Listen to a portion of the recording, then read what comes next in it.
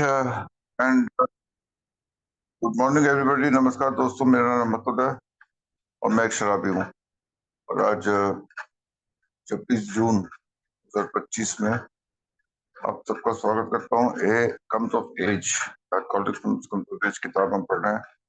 जैसे कि मुकेश ने भी बताया, we are on page 20 reading the chapter when A came of age. और पेज 20 के हम लास्ट पैराग्राफ में हैं।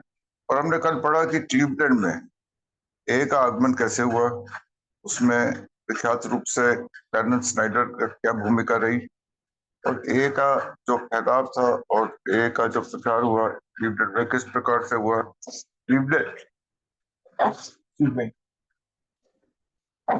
क्लीवलैंड प्लेन लीडर जो एक प्रसिद्ध और विख्यात अखबार था, न्यूज़पेपर था ना, उसके लेखों के द्वारा कैसे ए का मैसेज वहां की जनता में फैला। Coming to last paragraph of page 20, sparked by Clarence and Dorothy, clergymen and doctors began to give great help.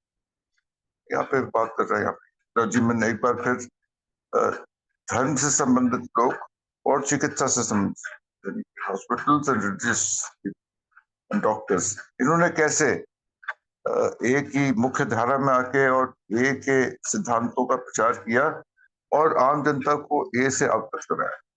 और यहाँ पे विशेष रूप से वो नाम ले रहा है father Nagle and sister Victorian at saint Vincent's charity hospital. यहाँ सेंट विंसेंट्स चैरिटी हॉस्पिटल का एक चित्र है। हमने बाद में देखा था way back further on going forward in 1951 sister Ignatia भी यहीं आई थी।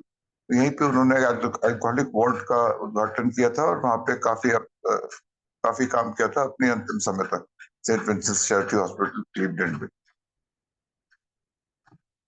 By meeting the new tide, love and understanding, यानी कि प्यार और समझदारी के साथ उन्होंने यहाँ काम किया। As was Sister Merced, Saint John's एक और हॉस्पिटल था वहाँ पे सिस्टर मर्सेट ने काम किया। डॉक्टर डिल्बर्थ लुप्टन, इस शख्स के बारे में हम थोड़ा से गहराई से बात करेंगे कि इनकी अहम भूमिका रही है। Doctor Dilworth Lupton, the noted Protestant clergyman, और ये धर्म से संबंधित था। साथ में डॉक्टर भी था। डॉक्टर अब वो किस फील्ड में था वो राजेश बताएगा हमको कि डॉक्टर वो चिकित्सक डॉक्टर था, मेडिकल डॉक्टर था कि डॉक्टर का खिताब उसको किसी और वजह से मिलता। Anyhow his name was doctor Dilworth Lupton and noted Protestant clergyman, preached and wrote warmly about us। यानी कि उसने सिर्फ प्रचार नहीं किया, उसने लिखित में हमारे बारे में बहुत कुछ कहा है। और the fine gentleman had once tried to sober up Clarence, and when he saw A to the job, he was astonished। अब डॉक्टर डिल्बर्थ लुप्टन जो था वो भी ऑक्सफोर्ड ग्रुप का मेंबर था। कैरेंस स्नाइडर से मिल चुका था। कैरेंस स्नाइडर के शराब के साथ उसकी जो समस्या थी उससे वो अवगत था और उसने अपनी तरफ से काफी कोशिश करी थी, एक चेष्टा करी थी ईमानदारी से कि उस कैरेंस स्नाइडर को कैसे शराबीपन से वो छुटकारा दिला सके। लेकिन वो पूर्ण रूप से असफल रहा इस अपने अभियान में। और जब उसने ये देखा कि जो काम वो नहीं कर पाया वो ए ने इतनी सरलता से और इतने अच्छे परिणामों के साथ करके दिखाया, तो वो हैरान रहा और इसके बारे में और गहराई से जाना चाहता। और उसने फिर ही पब्लिश्ड अ पैम्फलेट, ये शायद पहली पैम्फलेट थी, पहली लिखित सामग्री थी ए के बारे में, क्योंकि तब तक बिग बुक पब्लिश नहीं हुई थी। दिस वाज समवेयर इन मई 1939। तब तक बिग बुक पब्लिश नहीं हुई थी। मैन्यूस्क्रिप्ट थी बिग बुक की, लेकिन पब्लिश नहीं हुई, छापी नहीं गई थी। तो ही पब्लिश्ड अ पैम्फलेट। पैम्फलेट क्या उसने यहाँ पे छपाई कराई थी, widely used in Cleveland, entitled Mr. X and Alcoholics Anonymous। Mr. X, of course, was Clarence। Anonymity का ध्यान रखते हुए तो नाम नहीं लगा, जिससे अब लिखा mister x and alcoholics anonymous. और इस पैम्फलेट का उसने जो इसका जो शुरुआत करी थी और इसका वितरण किया था इस पैम्फलेट का, इस पैम्फलेट ने बहुत अहम भूमिका निभाई ए का प्रचार करने में और पब्लिक इंफॉर्मेशन के क्षेत्र में, यानी कि लोगों को बताने के लिए कि ये है क्या चीज, ये की मूल जो सिद्धांत क्या है। डॉक्टर दिलबर लुप्तन जो था, उसने एक और अहम भूमिका निभाई थी। उसने शुरुआती दिनों में ये बता दिया था और इस बात को लोगों तक पहुंचाया था कि अगर अल्कोहलिक्स एनोनिमस को सफलता प्राप्त करनी है, मुख्य धारा में लोगों तक पहुंचना है, तो ये जरूरी था कि वो ऑक्सफोर्ड ग्रुप से अलग हो जाए, क्योंकि ऑक्सफोर्ड ग्रुप मुख्य रूप से एक धार्मिक संस्था थी जो फर्स्ट सेंचुरी क्रिश्चियनिटी का प्रचार, ठीक है, बहुत अच्छी संस्था थी, धार्मिक क्षेत्र में बहुत अच्छा काम कर रही थी, लेकिन अल्कोहलिक्स एनोनिमस जब तक एक अपने में सेपरेट एंटिटी, यानी कि अलग से एक फेलोशिप, एक ऑर्गेनाइजेशन, एक संस्था ना बने जिसमें सिर्फ शराबियों के ऊपर काम हो रहा है, तब तक अल्कोहलिक्स एनोनिमस जो था, अगर ऑक्सफोर्ड ग्रुप की छत्रछाया में ही रहता, ड्रंकन ग्रुप करके, तो उसका कोई काम नहीं बनता। जरूरी था कि वो अलग हो। इस बात का प्रचार शुरुआती दिनों में ही डॉक्टर दिलबर लुप्तन ने किया था, और उनका जो डॉक्टर लुप्तन ने जो ये पैम्फलेट निकाला था, ये जैसे मैंने कहा था पहली लिखित सामग्री थी, तो बहुत काम आई लोगों को ए के बारे में शिक्षित करने में, और लोगों को ए के सिद्धांतों के बारे में एक बुनियादी ढांचा जो था उसको बारे में बताने में। और इस पैम्फलेट में उन्होंने 4 बातों का जिक्र किया।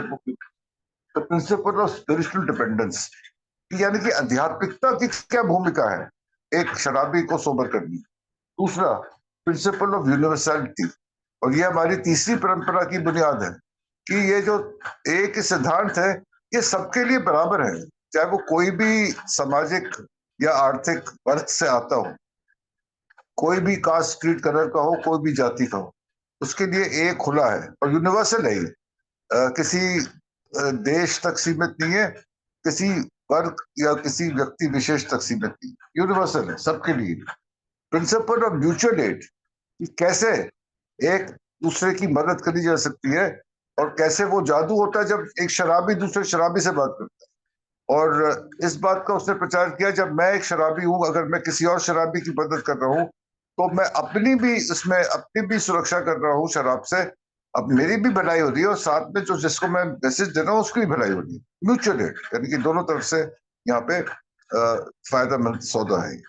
और चौथा, उसने प्रिंसिपल ऑफ ट्रांसफॉर्मेशन, कि वो बदलाव, वो ट्रांसफॉर्मेशन, जिसको हम स्पिरिचुअल अवेकनिंग बोलते हैं, स्पिरिचुअल एक्सपीरियंस बोलते हैं, या आध्यात्मिक जागृति बोलते हैं, वो प्रिंसिपल ऑफ ट्रांसफॉर्मेशन जो है वो अनिवार्य है, जरूरी है एक बदलाव लाने में उस शराबी के, ताकि वो स्थायी रूप से शराब से दूर रह सके। तो ये बुनियादी रूप से उसने एक सिद्धांत जो थे वो इस पैम्फलेट में छपाए थे, और इस पैम्फलेट को विख्यात रूप से लोगों तक पहुंचाया था क्लीवलैंड के अंदर, और इसकी वजह से क्लीवलैंड प्लेन डीलर में भी इस छापा गया था letter in toward the end of November 1939। तो ये सब चीजें थी जो ये क्लीवलैंड, ये क्लैरेंस का शायद घर है क्लीवलैंड ओहायो में, और ये जो चीजें थी जो उसने यहाँ पे जो पैम्फलेट के जरिए जो प्रचार था, इसमें बहुत अहम भूमिका रही है क्लीवलैंड में एक के विस्तार। Moving on to the last line of page 20, it was soon evident that a scheme of personal sponsorship would have to be devised for the new people. जैसे जैसे लोग आ रहे थे, तो ये बात एकदम से, ये बात तो थी वो सामने आ गई थी कि पर्सनल स्पॉन्सरशिप मतलब एक आदमी से एक आदमी बात कर रहा हो पर्सनल बेसिस पे, वो जनरली नहीं बता रहा है सबको ए के बारे में, वो एक प्रोजेक्ट बना के एक आदमी के साथ काम कर रहा है, उसके साथ लगा हुआ है, निजी स्तर, वो जरूरी था। Each prospect was assigned an older A, और एक ओल्डर ए यानी कि एक मेंबर जो कुछ टाइम से स्थायी रूप से सोबर था और ए के अंदर था, उसको ये जिम्मेदारी दी जाती थी कि आप जाके इस पर्टिकुलर न्यू प्रोस्पेक्ट से, यानी कि न्यू कमर से जाके मिलो। He visited him in his home, जरूरत पड़ने पे उसके घर जाके मिलता था, या फिर अगर वो हॉस्पिटल में था तो वो हॉस्पिटल में जाके। Instructed him on A principles, ए के सिद्धांतों के बारे में उसको अवगत कराता था, उसको इंट्रोड्यूस करता था, उसको बताता था ए के प्रिंसिपल सिद्धांत है क्या, and conducted him to his first meeting, और उसको एस्कॉर्ट करता था, उसको लेके जाता था ए की पहली मीटिंग में। मीटिंग कहाँ हो रही है उसको लेके जाता था, वहां लोगों के साथ उसका परिचय कराता था, और मीटिंग के जो स्ट्रक्चर था उससे उसको अवगत कराता। तो ये स्पॉन्सर का काम था, मुख्य रूप से 3 काम करना: उसको जाके मिलना, उसको ए के सिद्धांतों के बारे में बताना, और ए की पहली मीटिंग में ले जाना। But in the face of many hundreds of pleas for help and supply, the supply of elders could not possibly match the demand. अब एल्डर्स यानी कि जो कुछ टाइम से सोबर थे उस टाइम पे, इस टाइम पे एल्डर्स जो थे वो जो 2-3 साल सोबर थे उनको भी एल्डर्स बोला जाता था। कि 1938-39 में क्लीवलैंड पहुंचा था ए, और ये बात कर रहे हैं 1939 मिडिल की, तो 1 साल 2 साल सोबर लोग थे उनको एल्डर्स बोला जाता था, और आजकल न्यू कमर्स बोलते हैं उनको, लेकिन उस टाइम एल्डर्स बोला जाता था। तो ये शॉर्ट सप्लाई में थी, खास एल्डर्स थे नहीं। यानी कि संख्याओं में देखो तो हमने पढ़ा था कि 13 या 14 लोग थे, और 500 लोगों की इंक्वायरी आई थी, और 500 लोगों को ने मदद के लिए पुकार लगाई थी। 13 लोग 500 को कैसे अटेंड कर पाएंगे? But in the face of many hundreds of please for help, the supply builders could not possibly match the demand. मांग ज्यादा थी, सप्लाई एल्डर्स की कम थी। ऐसे में brand new A sober only a month और इवन अ वीक, सिर्फ 1 हफ्ता या 1 महीने तक सोबर, यानी कि बिल्कुल ही न्यू कमर लोग थे, they had to sponsor alcoholics still drying up in hospital. क्योंकि बिल्कुल नए लोग थे, तो हॉस्पिटल में अभी तक थे, ए के बारे में उनको पता नहीं था, वो सामने आके उन्होंने मदद करी। तो कैसे क्लीवलैंड में लोगों का सोब्राइटी प्राप्त करने वाले लोगों की संख्या ज्यादा थी और मदद करने वालों की संख्या कम थी। तो जो नए नए रिक्रूट्स थे, सिर्फ 1 हफ्ता या 1 महीने तक सोबर, वो भी सामने आए, और उन्होंने वहां पे उनकी मदद। तो कैसे शुरुआती दिनों में क्लीवलैंड में एक का जो मैसेज पहुंचाना था और शराबियों की मदद करनी थी, कितना संघर्ष भरा काम, चुनौती भरा। Homes were thrown open for meetings. अब तो वहां पे अभी तक की स्थायी रूप से और इंस्टीट्यूशन में मीटिंग जो थी उनके लिए जगह मिलनी मुश्किल थी। तो जैसे कि हमने देखा है न्यूयॉर्क में भी, एक्रोन में भी, यहाँ भी क्लीवलैंड में भी लोगों ने अपने घरों में मीटिंग शुरू कर दी। और the first Cleveland meeting started in June 1939। पहली जो मीटिंग हुई थी क्लीवलैंड में जून 1939 में हुई, at the home of Abby B and his wife Grace. थोड़ा सा एबी बी के बारे में बात करते हैं। एबी बी, एबी एल्बर्ट उसका पेट नाम था, एबी उनको प्यार से बुलाते थे। उनका जो घर था क्लीवलैंड में, और एबी एक अल्कोहलिक था। उसकी कहानी जो है, it figures in the second and the third editions of the big book by the name of he thought he could drink like a gentleman. ये शीर्षक था उसकी कहानी का, जो दूसरे और तीसरे एडिशन में बिग बुक की छपी हुई है। और ही thought he could drink like a gentleman. इनका जन्म हुआ था 1889 क्लीवलैंड में, और ये 8 बच्चों में सबसे छोटे।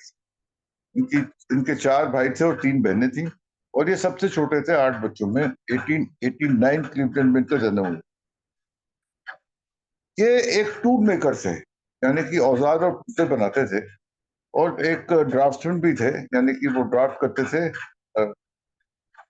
ड्राइंग बनाते थे उनकी, और टूल्स बनाते। और ये फंस गए लिटिगेशन में in the ownership of patents.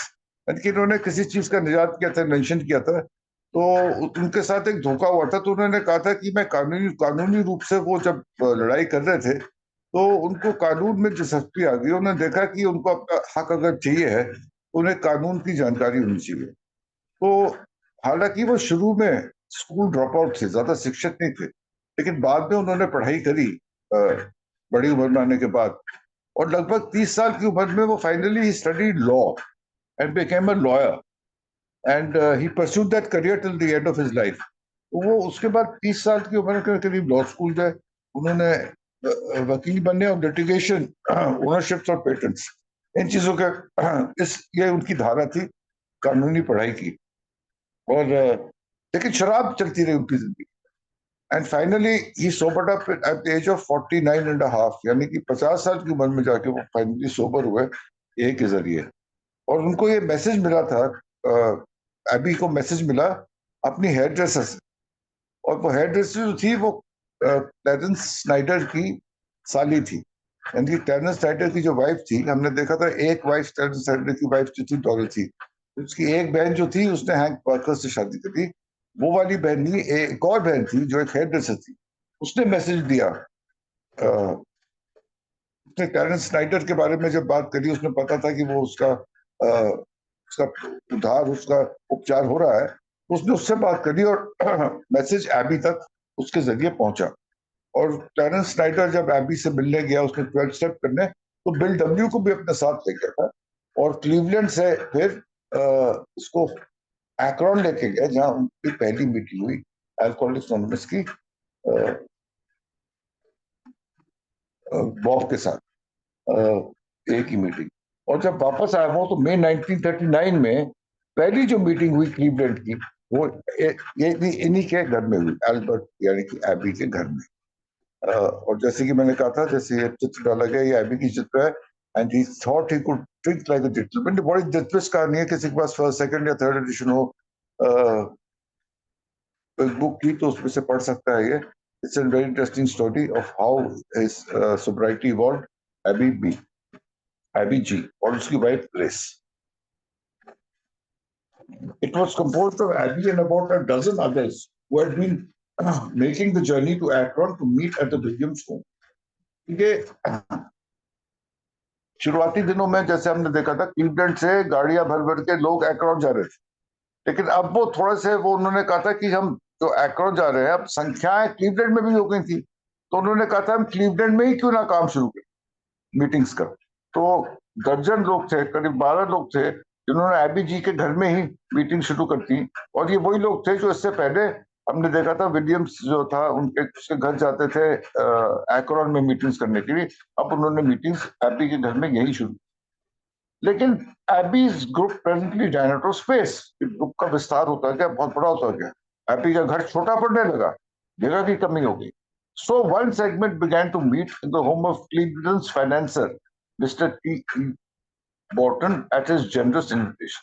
यहाँ आके एक और शख्सियत से हमारी जान पहचान हो रही है यहाँ पे, मिस्टर बॉर्टन।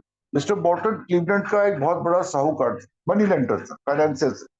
और उसका जो काम करने का जो ऑफिस था, उसमें एक अल्कोहलिक था, उसका मुलाजिम, उसका एम्प्लॉय, जो बिल्कुल ही गॉन केस था। उसने कहा था कि इसका कुछ नहीं हो सकता, पी पी के मरेगा। उसने बहुत कोशिश करी मिस्टर बर्टन ने उसका उपचार के लिए, उसको उसके इलाज के लिए, लेकिन कुछ हुआ नहीं, और लग रहा था कि वो खत्म हो, कुछ नहीं हो सकता है। लेकिन वो चमत्कारी रूप से जब ए के कमरों में आया, तो वो सोबर हो गया, वो ठीक हो गया। और ये बात जो है वो डॉक्टर बॉटन को, सॉरी, मिस्टर बॉटन को चकित कर दी, और उनका ए के प्रति जो एक श्रद्धा थी और एक विश्वास था, वो बढ़ता चला गया, हिज एप्रिसिएशन। और एक अच्छे नागरिक के होते से, अब डॉक्टर बॉटन काफी बड़ा घर था, वो काफी रईस आदमी थे, तो उन्होंने अपना घर खोल दिया फिर से मीटिंगों के लिए। तो जो बाढ़ आ रही थी उस टाइम पे मेंबर्स की, में न्यू प्रोस्पेक्ट्स थी, तो एबी के घर में पूरी नहीं होती थी, तो डॉक्टर बॉटन ने अपने घर को खोल दिया मीटिंगों। Another part of the group found quarters in a hall in the Lakewood section of Cleveland and became known as the Orchard Grove Group. And still third offshoot of Abbey's meeting went under the name of Lee Road Group. तो ये छोटी छोटी मीटिंगें जो थी वो खुलने शुरू हो गई, विस्तार होने लगा ए का, मीटिंग्स ब्रांच आउट होने लगी। हमने देखा कि ऑर्चर्ड ग्रुप, ली रोड ग्रुप, ये अलग अलग जगहों पे अलग अलग मीटिंगें जो थी वो खुलने लगी, क्योंकि संख्याएं जो थी वो बढ़ती जा रही थी। These multiplying and bulging meetings, multiplying यानी कि 1 से 2, 2 से 4, मल्टीप्लाई हो रहे हैं, संख्याएं बढ़ रही हैं। एंड बल्जिंग, बल्जिंग मतलब एक मीटिंग में जो अटेंडेंस थी, जितने सदस्य आ रहे थे, वो भी बढ़ते चले गए। Continue to run short home space, कमी की, घरों के अंदर कम जगह की कमी पड़ रही, घर तो घर ही है, कितने लोग अकोमोडेट करें। And they fanned out into small halls and church basements. और ये फिर उनका विस्तार हुआ, उनका फैलाव हुआ कहाँ पे, छोटे छोटे हॉलों में, चर्च के basements. Luckily, the A book had come off the press 6 months before, and some pamphlets were also available. अब लिखित सामग्री की आगे आने लगी. Basically, basic text of Alcoholics Anonymous, big book Alcoholics Anonymous किताब जो थी वो छप गई थी, वो आ गई, और कुछ पैम्फलेट भी छपने शुरू हो गए थे. तो ये इससे बड़ा सहारा मिला, क्योंकि लिखित सामग्री आ गई तो लोगों के ऊपर और मीटिंग्स के ऊपर से जो एक भार है वो हटने लगा. बिग बुक थी, वो दिया जा सकती थी, न्यू कमर को पैम्फलेट दिए जा सकते थे. तो जो मीटिंग का और 1-to-1 जो था सिद्धांतों का प्रचार करने का, वो भार जो है थोड़ा सा कम हुआ इस लिखित सामग्री. These were the guides and time savers that probably kept the hectic situation from confusion and anarchy.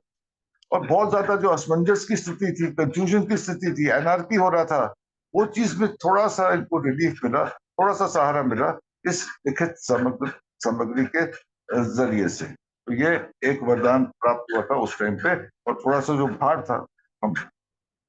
We old timers in New York and Akron had regarded this fantastic phenomenon with deep disgust. New York और Ekron वाले बड़ी sorry New York और Ekron वाले और बड़े ध्यान से इन गतिविधियों को देख रहे थे जो क्लीवलैंड में हो रही थी. अब आपने देखा था कि न्यूयॉर्क और क्लीवलैंड में मिला, न्यूयॉर्क और एक्रोन में मिला के 4 साल के अंदर बड़ी मुश्किल से 100 अल्कोहलिक्स जो थे वो सोबर हुए थे और सामने आए थे. और उससे पहले हमने देखा था कि जब एक्रोन में डॉक्टर बॉब बिल काम कर रहे थे तो 1.5 साल के अंदर 8 या 10 लोग सोबर कर पाए थे. उसने लिखा था 3 सोबर हो गए थे, 4, और उसके बाद 7 और सोबर हुए 1.5 साल में एक्रोन. ये और उसके बाद फिर धीरे धीरे करके न्यूयॉर्क पे सोबर होने शुरू हुए. 100 करते करते 4 साल लगे. और यहाँ क्या हो रहा था? Had it not taken us 4 whole years littered with countless failures, 4 साल और कई अनगिनत असफलताएं, उसके बाद क्या मिला? Even 100 good recoveries. 100 मुश्किल से 100 अच्छी रिकवरी सामने आई. Yet there in Cleveland we saw about 20 members, not very experienced themselves, suddenly confronted by hundreds of newcomers as a result of 10 leader articles. How could they possibly manage? We did not know. तो यहाँ पे एकदम से एक newspaper के article से कई 100 की संख्याओं में, several hundred यहाँ पे मेंबर सामने आए, और चंद मेंबर थे, 20-25 मेंबर थे उस टाइम पे सिर्फ जो स्थायी रूप से सोबर. वो इतनी भारी संख्याओं में कैसे मैनेज करेंगे इतने सारे न्यू कमर्स? ये सवाल सामने आया. But a year later we did no, लेकिन एक साल बीतते बीतते वो यहाँ पे BW कह रहा है, but a year we did no, और डिड जो है वो यहाँ पे टेस्टिंग इटैलिक्स में हमें पता चल गया 1 साल होते होते कैसे करेंगे वो. और then by Cleveland had about 30 groups and several hundred members. These groups एक साल और कई सौ and the problems had been terrifying. बहुत संकट आए, बहुत दर्दों का सामना पड़ा, बहुत समस्याएं आई, डरावनी सकते हैं. बट नो अमाउंट ऑफ स्क्वॉबलिंग, लेकिन ये छोटे मोटे लड़ाइयाँ, छोटे मोटे झगड़े जो थे, छोटे मोटे जो वाद विवाद थे, हम स्क्वॉबलिंग बोलते हैं, could dampen the mass demand for sobriety. सबसे बड़ी चीज जो सबके सामने आई, तो ये सब छोटी छोटी बातें जो है वो कोई माने नहीं रखती थी, क्योंकि there was a mass demand for sobriety. भारी संख्याओं में संयमता की, सोब्राइटी की एक मांग थी, जिसको कोई भी छोटी मोटे वाद विवाद या झगड़े जो है उसको नहीं दबा पाई. कि मैस डिमांड फॉर सोब्राइटी. सोब्राइटी एक ऐसी चीज थी जिसकी वैल्यू लोगों को पता चल रही थी, और मैस डिमांड थी क्योंकि प्रॉब्लम जो थी वो बहुत विख्यात थी. तो उस प्रॉब्लम से निजात पाने के लिए एक मैस डिमांड थी सोब्राइटी की, जो इन छोटे मोटे स्क्वबल्स को दबा नहीं पाई. और यहाँ पे क्लीवलैंड के जो अर्ली ग्रुप्स थे और क्लीवलैंड के जो मेंबर्स थे 150 के पहले के, उनका एक चित्र है यहाँ पे सुमेश ने डाला. Thank you Sumesh. एंड यहाँ पे बता रहा है वो, yes Cleveland results were of the best. The results were in fact so good and A memberships elsewhere so small that many a Clevelander really thought A had started there in the first place. यहाँ पे इतने अच्छे नतीजे निकल के आए, इतने विख्यात रूप से A का मैसेज फैला, इतने सारे लोगों का उपचार हुआ कि लोगों को ऐसा लगता है कि असल में सही माने में एक क्लीवलैंड में ही शुरू हुई, बाकी जगह तो छोटे मोटे लोग सोबर हो रहे थे छोटी मोटी संख्याओं में। इसके सामने क्लीवलैंड का जो रिजल्ट थे, जो प्रमाण क्लीवलैंड से निकल के आ रहे थे, तो लोगों को ऐसा लगा, क्लीवलैंड वालों को खासतौर से, कि क्लीवलैंड में ही एल्कोहॉलिक्स एनोनिमस का जन्म हुआ था सही माने में। द क्लीवलैंड पायनियर्स, मैं समाप्त करूंगा, लास्ट पैराग्राफ पढ़ रहा हूँ ताकि ये कंक्लूड हो जाए क्लीवलैंड की कहानी। The Cleveland pioneers had proved three essential things. तीन बातें उभर के सामने आई थी। Three pertinent ideas came forward in this Cleveland experience. एक, that the value of personal sponsorship, यानी कि personal sponsorship, एक निजी रूप से इंडिविजुअली जो न्यूकमर को कॉन्टैक्ट किया जाता है, उसकी क्या अहम भूमिका है, पर्सनल स्पॉन्सरशिप। दूसरा, the worth of the A big book in indoctrinating newcomers, big book की अहम भूमिका एक न्यूकमर को शिक्षित करने में और ए के बारे में और अल्कोहलिज्म एज अ बीमारी के बारे में समझाने में। इन सब इसको बोलते हैं indoctrinate, to teach and explain and educate somebody about something and explain the intricacies about indoctrinating. Indoctrinating में इसमें अहम भूमिका बुक की रही। And finally, the tremendous fact that A, when the words really got around, could now soundly grow to great size. और ये विश्वास जो भर के पैदा हुआ है कि A का अगर मैसेज हम ठीक प्रकार से इस मैसेज को फैलाए तो A जो है वो बहुत बड़ी संख्याओं में बढ़ सकता है और बहुत सारे लोगों तक ए का मैसेज पहुंच सकता है। तो ये तीन बातें जो थी वो उभर के क्लीवलैंड के तजुर्बे से सामने आई सब मेंबर्स के लिए, और ये जो चीजें सामने आई इससे उन्होंने इन चीजों को और जगह भी यूज किया और अच्छे परिणामों के साथ, और इसलिए ये आज तक इतना विस्तार से फैली हुई है विश्व भर में, और हम और आप भी आज सोबर हैं। So thank you, Mukesh. I think we take a break over here. Start from the third paragraph of page 22 tomorrow morning. Thank you so much. Thank you Atul ji, thank you so much. Cleveland की पूरी story आज एक दिन में खत्म करने के लिए, कैसे स्टार्ट हुआ और कैसे पहुंचा। राजेश जी प्लीज आप आए। जी धन्यवाद। मेरा नाम राजेश है, मैं शराबी हूँ। परमात्मा की कृपा नहीं की है। Thank you Mukesh ji service के लिए, और बहुत बहुत धन्यवाद अतुल जी, वंडरफुली। और सुमेश भाई बहुत ही बढ़िया, फोटो आ जाती है साथ में तो पता लग जाता है कौन कहाँ पर है। तो ये सारी यार घटनाएं चल रही हैं। क्लेरेंस स्नाइडर ने लास्ट ड्रिंक लिया है 11 फरवरी 1938 को। अब इसके लास्ट ड्रिंक लेने के बाद इनकी पत्नी, मतलब सबसे ज्यादा रोल इस जगह पे, सबसे ज्यादा रोल जो है वो डॉर्थी स्नाइडर का है। जब ये सोबर हो गया तो वो अपने, मतलब जैसे हमारे पंडित होते हैं उनका भी, उनको भी वो बहुत मतलब बहुत ज्यादा इज्जत सम्मान था डिल्कवर्थ लुपिटन का। तो अपने पादरी के पास गए, क्योंकि पादरी ने बहुत ज्यादा कोशिश करी थी इस बंदे को सोबर करने के लिए, लेकिन ये सोबर नहीं हुआ। अब पहला जब निमंत्रण लेकर आई, फर्स्ट निमंत्रण लेके आई कि चलो तो सही, देखो एक्रोन में चलते हैं, देखो तो सही कि वहां करते क्या है हम लोग। तो पहला आमंत्रण उन्होंने अस्वीकार कर दिया। उन्होंने बोला भाई मैं तो जाऊंगा नहीं। कारण कोई भी संस्था, ये जो हमारे पास सेकेंड रिलीजन आया है उसके पीछे भी यही कहानी, क्योंकि जो लोग क्लीवलैंड से एक्रोन जा रहे थे उनके साथ सेकंड सिटीजन का व्यवहार करा जा रहा था, खासकर गॉड बिल को लेके। क्योंकि प्रोटेस्ट का ये मानना था, जो रिलीजन के ये दो धड़े हैं, मतलब जैसे हमारे में जातियां हैं, वहां भी क्रिश्चियनिटी में वहां दो धड़े थे। मेरे को नहीं पता कितने धड़े होते हैं, लेकिन वहां की थोड़ी सी हिस्ट्री वो करता हूँ तो मेरे को पता लगा कि इनमें भी दो धड़े होते हैं। तो उनका मानना था कि कैथोलिक लोगों को गॉड विल डायरेक्ट नहीं पता लग सकती, हमारे माध्यम से लगी। और वो दो एम दर्जे का व्यवहार करते थे भाई साहब मेंबर के साथ। तो इनका मानना था, फादर का मानना था कि ऑक्सफोर्ड ग्रुप जो है, मानना नहीं था, सच्चाई भी थी, केवल मानना ही नहीं था, जो ये विजन है बेसिकली। जैसे एक डी रॉकफेलर का विजन है, एक यहाँ पर फादर लुपिटन का विजन है कि भाई साहब कोई भी रिलीजियस संस्था जो है वो सेक्युलर संस्था को निगल जाएगी, खा जाएगी, दब जाएगी और खत्म भी हो सकती है। तो इस प्रकार से चीजें चल रही थी। अब मैं सीधा अपने लिटरेचर पे आऊंगा जी। अब अगर चीज देखें तो यहाँ पर थोड़ा सा कंट्रोडिक्टरी हो जाएंगी डेटें अतुल जी के साथ।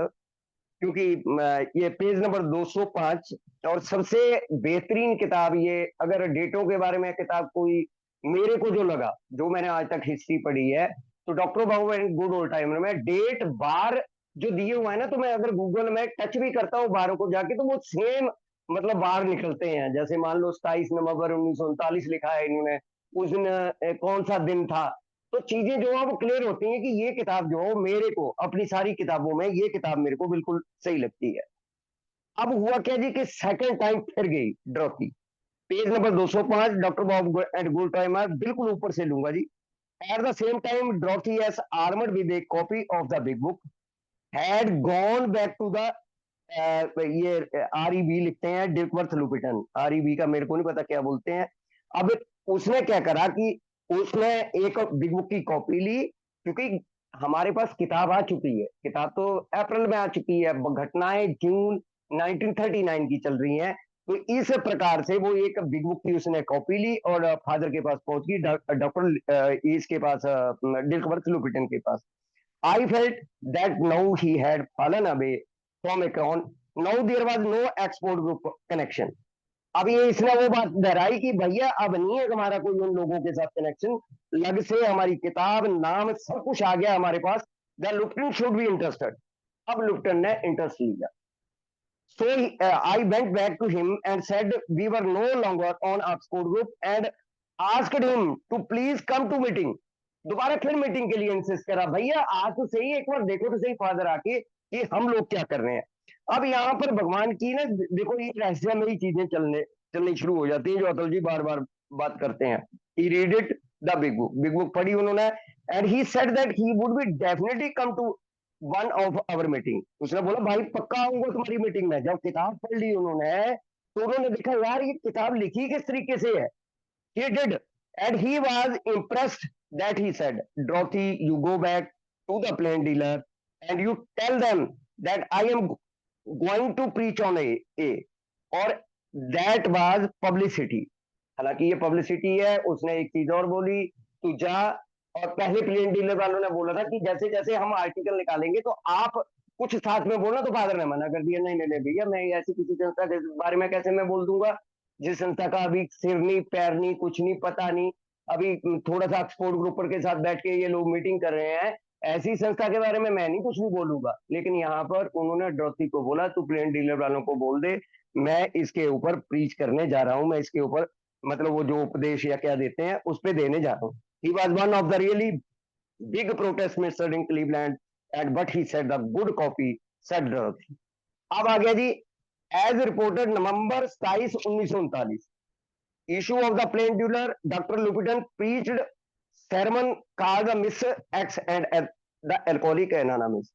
ये जो जिस पंपलेट की बात हो रही है, नवंबर 27 1939 को प्लेन डीलर के सामने डॉक्टर लुपिटन ने प्रीच करा, उपदेश दिया उस सेरेमनी में। और मिस्टर एक्स और मिस्टर एक्स तो इन्होंने बता दिया कि ये मिस्टर एक्स जो है वो क्लेरेंस है।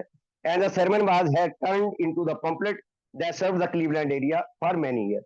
और फिर इन्होंने वो जो प्रीचिंग करी थी, उसी प्रीचिंग जो अतुल जी ने डिटेल में बताया उस प्रीचिंग के बारे में, उस प्रीच जो उन्होंने प्रीच करा था, और इतने अभिभूत हो गए मतलब डॉक्टर लुपिटन। और डॉक्टर लुपिटन का भी एक बहुत बड़ा रोल बन गया। मान लो कोई भी, जैसे अभी 5-6 मीटिंग पहले ही अरुण जी ने एक सेंटेंस बोला था और मेरे को बहुत बड़ा लगा था कि यार हमारा कोई भी बड़ा प्रीचर, मतलब बड़ा जो प्रीचर है, जैसे बड़ा को महात्मा टाइप जो आदमी है, जैसे कथावाचक है, अगर वो अल्कोहलिक एनोनिमस का वहां से नाम ले, उसने अपनी पब्लिक को बताना है, ट्रेडिशन ब्रेक नहीं है उसमें। हमारे भी ये फ्रेंड ए का जिक्र करते हैं, ये है कि वो हमारे यहाँ आके भी वो प्रीच कर सकता है अल्कोहलिक एनोनिमस में, सिर्फ ए की बात करेगा या अल्कोहलिज्म की बात करेगा, ट्रेडिशन ब्रेक नहीं होती है। अगर कोई भी बाहरी आदमी अपनी सभा में बैठकर अल्कोहलिक एनोनिमस को अगर अप्रोच करता है तो उसमें कोई ट्रेडिशन ब्रेक नहीं है, क्योंकि ट्रेडिशन ब्रेक तब होगी वो ए फ्रेंड है भाई, वो अल्कोहलिक नहीं है। हमें हमारे लिए व्यक्तिगत अनामता है, दूसरों के लिए नहीं। अगर अल्कोहलिक एनोनिमस का कोई फ्रेंड बन जाएगा, तो मेरे को ध्यान आ रहा था कि देखो कैसी चीजें जो है वो एक चीज के साथ दूसरी चीज जो है वो बुनी जा रही है। Doctor Lupton noted that there was a room in a creed through that concept. ये जो आया था ना, ये जो थर्ड ट्रेडिशन इवॉल्व हो रही है, समझ लो कि कोई जाति, कोई मजहब, कोई बैर भाव, कोई किसी तरीके का इस तरीके से जो है वो चीजें नहीं हो रही हैं यार। इनके लिए तो प्रोटेस्ट हो रही है, तो छोड़ दो प्रोटेस्ट, और इनका तो झगड़ा छोड़ दो कैथोलिक का। ये इनके अंदर तो सबके लिए ऑल इंक्लूसिव वाले लोग हैं, आजा आजा आजा वाले लोग, इनके लिए किसी के लिए बैर भाव नहीं है। अब देखते हैं भाई साहब ये हुआ क्या था। पेज नंबर 206, ये तीसरे पैराग्राफ में 6 हफ्ते तक 3 घंटे सोए हैं ड्रोथी और क्लेरेंस स्नाइडर, मात्र 3 घंटे, 24 घंटे में मात्र 3 घंटे। For 6 or 8 week I didn't get more than 3 or 4 hour sleep at night. ये इस तरीके से अल्कोहलिक एनोनिमस बना भी है। ये वाइब्स का रोल है, ये क्लेरेंस स्नाइडर का भी रोल हल्का पड़ जाता है जो ड्रोथी ने काम करा है। और फिर उसके बाद ये तो सो जाते थे, शराबी तो सो जाते थे। After chasing drunk all day, पूरा दिन शराबियों को चेज करना। I would write the longhand letter to the all people who had written from लोबा। लोबा मेरे को पता नहीं, और ये किताब तो खैर बिमल जी के साथ पढ़ी हुई है हम लोगों ने, लेकिन ये लोबा मेरे को, लोबा Indiana Nebraska and the place like that. अब जहां जहां से, अच्छा अच्छा अच्छा अच्छा, ये जगहों के नाम है, ये जगहों के नाम है कि इन जगहों से जो लेटर आते थे उनका हाथ से लिखकर जवाब देना, इतने लोग पूरी पूरी रात बैठ के जो वाइब्स हैं। और भी ये जो ग्रेस का बात करी है, ये जो हमने पीछे अतुल जी ने वो जो स्टोरी अभी जी की ली है, उसकी वाइफ ग्रेस और ये 2-3 लोगों की वाइफ। शराबी तो सो जाते थे, पूरा दिन वो शराबियों को अटेंड करती थी और रात को वो बेचारी बैठ के इन इन लेटरों का जवाब देती थी। तो इस प्रकार से इस ग्रोथ के पीछे, एस्टोनिशिंग ग्रोथ के पीछे जो है वो वाला, मतलब पूरा पूरा दिन भी काम करना और रात भी काम करना। अभी यहाँ पर 2-3 लोगों के, यहाँ रुथ हॉक का भी आया, क्योंकि बिल ने यहाँ लिया नहीं, रुथ हॉक और रॉली एच। रॉली एच जो हमारा पहला बेसबॉल का खिलाड़ी था, उनका उनका रोल है। वो जो है वो एडमिट करते थे, जो है एडमिट करते थे। लेकिन मैं थोड़ा सा कंफ्यूज हो रहा था रॉली एच के बारे में, और मैं भी अरूप जी से सुनना चाहूंगा कि रॉली एच जो है, रॉली एच को इन्होंने कमेटी में काम दिया था कि वो हॉस्पिटल में एडमिट करवाएगा, तो रॉली एच कहाँ से आ गया? रॉली एच का जिक्र तो हम 1944 में करते हैं, तो रॉली एच लिखा वही है कि लीग बेसबॉल प्लेयर लिख रखा है इसमें, उसके बारे में मैं जानना चाहूंगा। एक जैक डी, ये बिल डब्ल्यू के, ये भी मैं पढ़ना चाहूंगा, page number 210, second paragraph. On November 16 Lois wrote in her diary. अगर किसी को कंफर्म करना है तो लुइस डायरी में जाके कंफर्म कर सकता है इस डेट को। Drove to Cleveland for meeting, tremendous gathering. Clarence Jack press Jack D New York, the bill pigeon लिखा है, बिल का स्पोर्सी था और यहाँ आ गया था, यहाँ शिफ्ट कर गया था। और इस आदमी ने भी बहुत ज्यादा काम करा। And Bill spoke, then Bill I dash to second meeting, met mister Lupton. अब ये 3-4 लोगों की एक मीटिंग हुई इकट्ठी, बिल को बुलाया गया, Bill W, father Lupton, pen dealer वाले एलेक डेविस। ये नवंबर 26 की घटना है, जब इस प्रकार की एक बड़ी मीटिंग हुई। तो वहां पर अब इसके आगे जो है वो रोल जो है वो रुथ हॉक का भी, क्योंकि रुथ हॉक यहाँ शिफ्ट हो गई थी, रुथ हॉक का और रॉली एच का और ये जैक डी का, इन 3 आदमियों का भी रोल बहुत ज्यादा है। अब आता हूँ जी लास्ट में कंक्लूड कैसे करा है इसमें, ये सडन ग्रोथ इन क्लीवलैंड, ये चैप्टर है पूरे का पूरा, डॉक्टर बॉब एंड गुड है मेरे को। तो ये लास्ट में तो बिल ने ये सेम पैरा है, ये दोनों तीनों सेम पैरा है। लेकिन be old timer in New York Akron regarded the fintech phenomena deep misgiving, ये तो पढ़ लिया हमने कि मतलब किस प्रकार से उन्होंने 4 साल में बड़ी मुश्किल से जो है वो 100 रिकवरी दे पाए। और यहाँ पर जो है किस प्रकार से एक ऐसा फिनोमेना बाढ़ सी आ गई। लेकिन but a year later we did not Bill record for then Cleveland have about 30 group and several 100 member. और ये फिगर भी है, 800 से ऊपर मेंबर हो गए थे जी क्लीवलैंड में, अकेले क्लीवलैंड में। और उसके पीछे बजा क्लेरेंस, इनकी पत्नियां और 3-4 आदमी का जो रोल था। और 3 बातें जो, एक बिग बुक्स के माध्यम से स्टेप करवाना, दूसरा स्पॉन्सरशिप, और तीसरा लोगों को पता लग जाए कि मैसेज प्रॉपर दिया जा रहा है, क्योंकि प्रॉपर मैसेज नहीं था इनके पास। क्लीवलैंड में एक चीज और बहुत बढ़िया क्या हुई है कि बिग बुक जब हम लोगों के पास आ गई, और बिग बुक के माध्यम से जब स्पॉन्सरशिप लगी होने, एक वीक आदमी जो मतलब एक सप्ताह सोबर हो गया है, जो थर्ड स्टेप अपना कर रहा है, वो पहला कदम दूसरे को करवाना शुरू कर देगा। मेंबर कहां से लाओगे भाई साहब? 1-2-3-4 लोगों की तो है 2-3-4 साल की रिकवरी, बाकी कहां से मेंबर लाओगे? स्पॉन्सर कहां से लाओगे? तो इस प्रकार की जो चीजें हुई है ना, उसने हम लोगों की बहुत ग्रोथ करी है और ये प्रॉपर मैसेज पहली बार एल्कोहलिक, इसलिए क्लीवलैंड के लोग एक वजह से ठीक भी बोलते हैं कि पहला ग्रुप एल्कोहलिक एनोनिमस के नाम का यहाँ आया। प्रॉपर जो हम लोगों का मैसेज है जो बिग बुक के माध्यम से जाना चाहिए ना, वो यहाँ क्लीवलैंड में जो है वो इन लोगों ने स्पॉन्सर देना शुरू करा था। धन्यवाद, thank you so much. Thank you Rajesh ji, thank you so much. जी अतुल जी, आप कुछ ऐड करना चाह रहे हैं, प्लीज आइए। Just minute Mukesh, thank you. Alcoholic Atul. Rajesh भाई, मैं एक्चुअली ये किताब पहली बार पढ़ रहा हूँ, अल्कोहलिज्म फ्रॉम द वेज। और मैंने जो बाकी किताबें जो आपने विस्तार रूप से पढ़ी हुई है, doctor Bob with the good old times, pass it on, other रे लिटरेचर, मैंने पढ़ा नहीं है। तो डेट्स के बारे में मैं 19-20 हो सकता हूँ। तो जैसे कि आपने आज किया, please correct, keep correcting me as we proceed. और दूसरा, आपने एक पूछा था ये आरईवी क्या होता है। तो REV, Rajesh, is the short form of reverence. और रेवरेंस का मतलब होता है, ये एक खिताब है जो किसी धार्मिक सज्जन के नाम के पहले जोड़ा जाता है, उसको एक आदर और सम्मान देने के लिए। और उसका पूरा नाम है रेवरेंस। और ये फादर हो गया, कोई प्रीस्ट हो गया, उसके नाम से पहले दिया जाता है। तो ये एक उसको सम्मानित करने के लिए, इट्स लाइक सेइंग आदरणीय, या सम्मान देने के लिए, श्रद्धा देने के लिए किसी को। तो रेवरेंस जो है, रेवरेंस उसका पूरा फॉर्म है, रेवरेंस। और ये इसका लिए किताब दिया जाता है फादर या प्रीस्ट को, या किसी भी धार्मिक सज्जन को रेवरेंस बोला जाता है, उसको सम्मानित और उसको एक आदरणीय स्थिति में लाने के लिए। तो वो होता है reference. We use this for several people across as we keep reading. तो I just wanted to add this. Thank you Mukesh भाई। Thank you Atul ji, thank you so much for adding the information. Arun ji, वो राजेश जी ने कुछ पूछा था, if you have some information and want to add it. जी, मेरा नाम अरुण है, एक शराबी हूँ। ईश्वर की कृपा से आज शराब नहीं पिए। जो रॉली के बारे में, रॉली हेम्सली पूरा नाम उसका, he was a baseball player.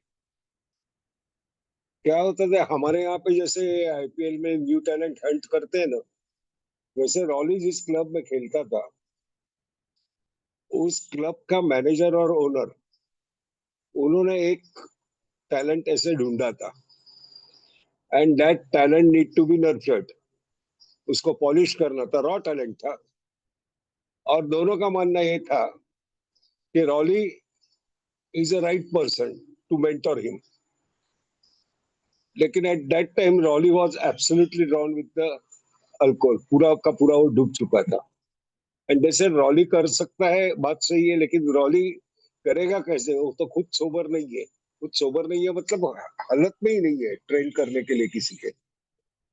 तो उनको पता चला कि बाजू के गांव में, मतलब वहां से थोड़ी दूर एक्रोन में एक डॉक्टर है जो इन शराबियों को मदद करता है और शराब से दूर रहने के लिए। काफी लोग शराब से दूर हो गए हैं।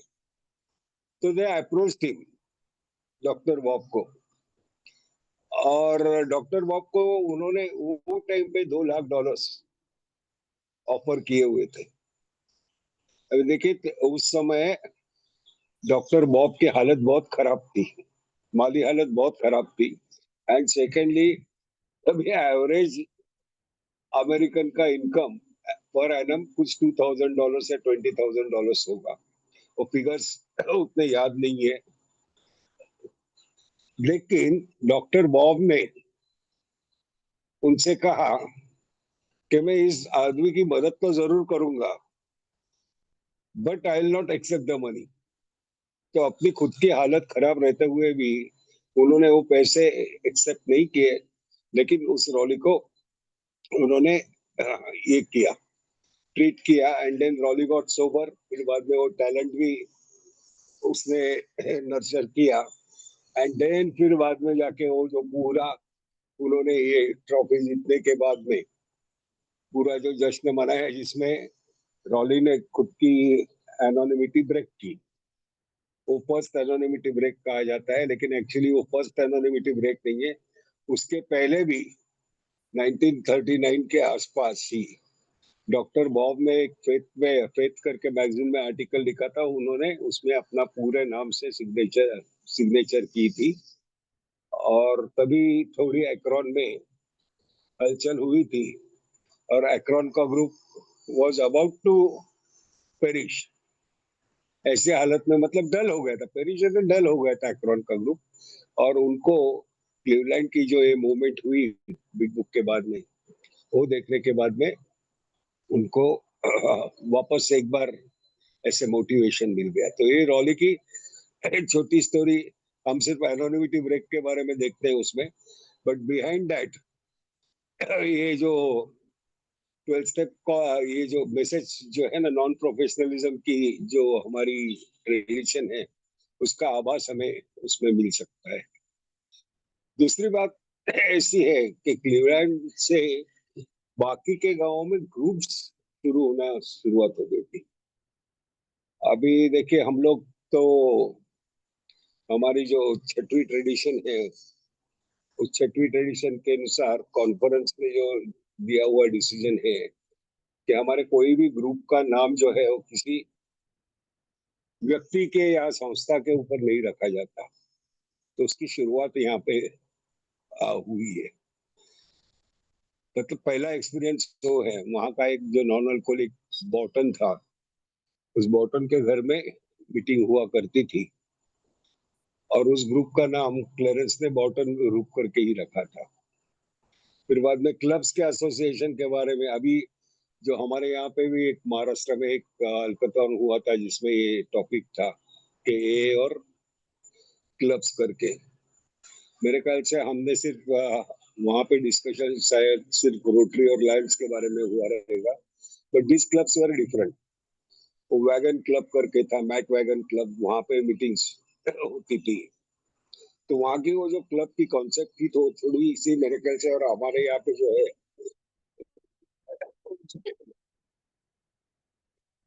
में बहुत फर्क है। अभी ये जो पैराग्राफ आज का जो रीडिंग है ना, उसमें से मुझे थोड़ा सा अलग ये मिल रहा है कि देखिए ये रेवरेंड बिलकोट लुप्टन ने मिस्टर एक्स एंड अल्कोहलिक्स, मतलब जो प्रवचन दिया था उसका पैम्पलेट बना मिस्टर एक्स एंड अल्कोहलिक्स।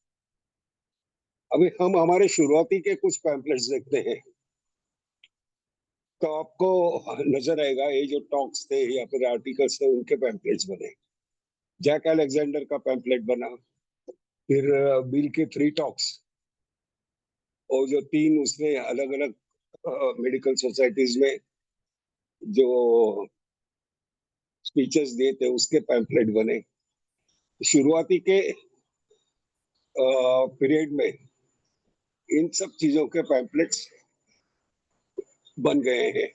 या फिर मेमो टू वुमन अल्कोहलिक या लेटर टू वुमन अल्कोहलिक, वो मार्टी मैन ने लिखा हुआ एक आर्टिकल, उसका पैम्पलेट बना था। अब भी रिसेंटली लास्ट डिकेड में ही ये पैम्पलेट्स डिसकंटिन्यू की गई है। मेरा मतलब कहने का ये था कि हमारा जो लिटरेचर जो प्रोग्रेस होते गया है from individual to collective conscious, उसकी यहाँ पे कुछ ना कुछ तो ये लगती है हमें।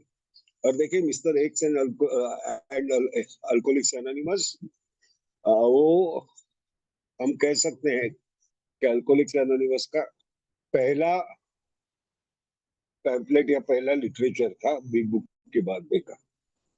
तो ये थोड़े बहुत ऐसे इंसाइट्स से लगे मुझे, महसूस हुए, इसके लिए मैंने शेयर करने की कोशिश की। Thank you. Thank you. Thank you Arun ji, thank you so much for your valuable information.